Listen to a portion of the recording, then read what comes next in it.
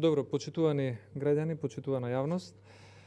Денес главното прашање е зошто вчера Венко Филипче и Оливер Спасовски му аплаудира на Заев. Дали му аплаудира затоа што и Филипче и Спасовски ја изгубиле реалноста од изборниот пораз, како што ја изгуби и самиот Зоран Заев. Дали аплаузот на Филипче и на Спасовски за Зоран Заев вчера беше аплауз за зголемената инфлација, за поскапените горива, за поскапените прехранбени производи и за енергетската криза во која што Заев ја турна цела држава, а голем дел од граѓаните ги донесе до ниво на сиромаштија. Дали аплаузот на Венко Филипче и на Оливер Спасовски за Зоран Заев вчера е и за Вице Заев, кој мистериозно исчезна од кривичната пријава за рекетот во рек Битола, истата онаа рек Битола која што сега нема јаглен, не произведува струја и Македонија е една од државите на столбот на срамот на енергетската европска заедница која што краде струја од европските производители. Дали аплаузот на Венко Филипче и на Оливер Спасовски беше за немањето на одговорност за пожарот во модуларната болница во Тетово, во која што за жал имаше и 14 жртви, а Македонија е на највисокото место по стапка на смртност од COVID-19.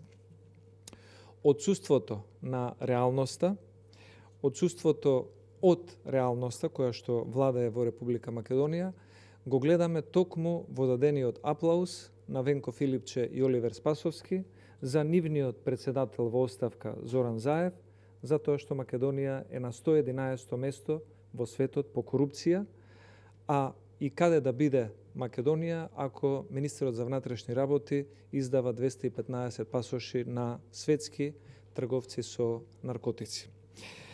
Отсуството од реалноста во СДСМ се гледа и по тоа што Зоран Заев и Венко Филипче до предизвестно време во Прилеп стигнуваа со владен хеликоптер.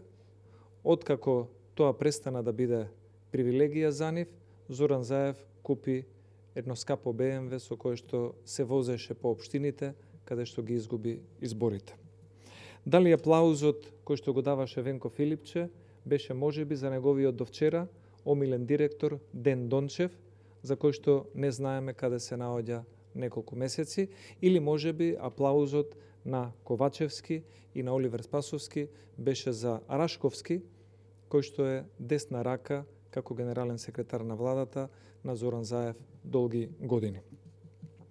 Зоран Заев вчера со изјавата дека нема да поднесе оставка и дека истата ја поместува на неопределено време, односно тој сакал, но Централниот одбор на СДСМ не му дозволил, уште еднаш докажа дека е најголемиот лажго во македонската политика, најголемиот манипулант на Балканот и најголемиот аболициран политичар кој што се гребе за уште 1, 2 или 3 дена власт за да си покрие некој од своите злоупотреби.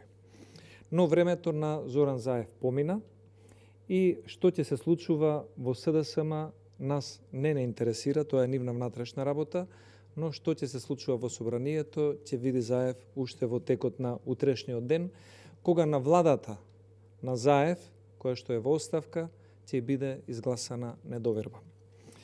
Затоа му порачуваме на господинот Заев, премиер во заминување, и на неговите најблиски соработници Филипче и Оливер Спасовски да се спремат за мирна транзиција на власта по изгласувањето на недоверба на владата и формирањето на ново собраниско мнозинство и нова влада која што ќе нуди решенија за проблемите кои што ги создаде Заев, Филипче и Оливер Спасовски.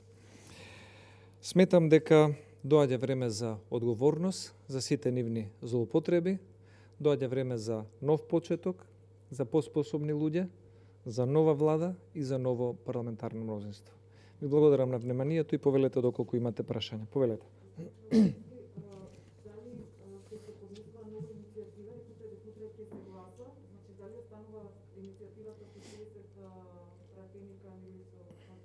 Шестдесет и еден.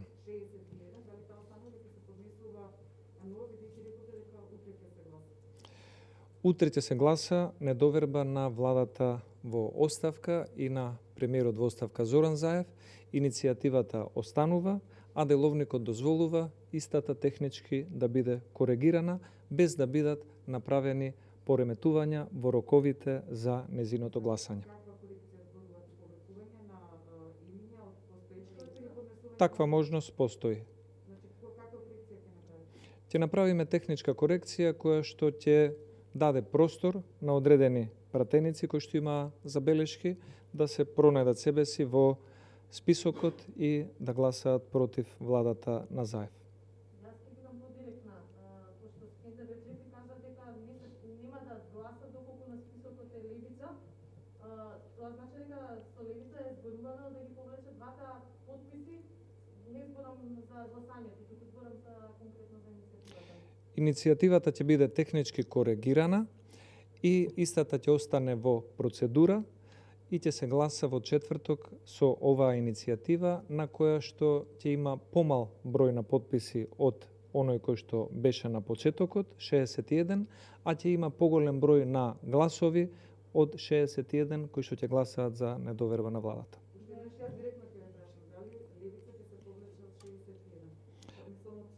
Не можам да зборам во име на други пратеници, но она што го знам од координаторите на политички партии дека ќе се направат технички корекции за да може да се задоволат одредени политички недоразбирања кои што во изминатиот период беа актуелни, а сепак да се задржи заедничкиот именител гласање на недоверба на власта со повеќе од 61 пратеник.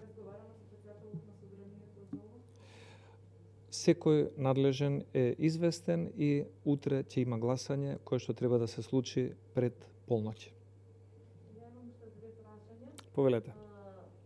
Сигурен сте велите ќе се гласа, ќе биде изгласана недоверба на владата, сличен став добивме и од АПС, владата ќе падне утре со 62 пратеника.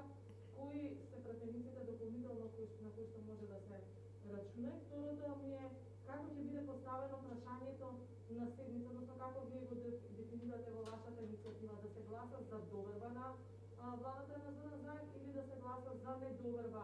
Пошто гледам дека има експертски мислења дека двете прашања значат различен тип на гласање и различен потребен број на гласови.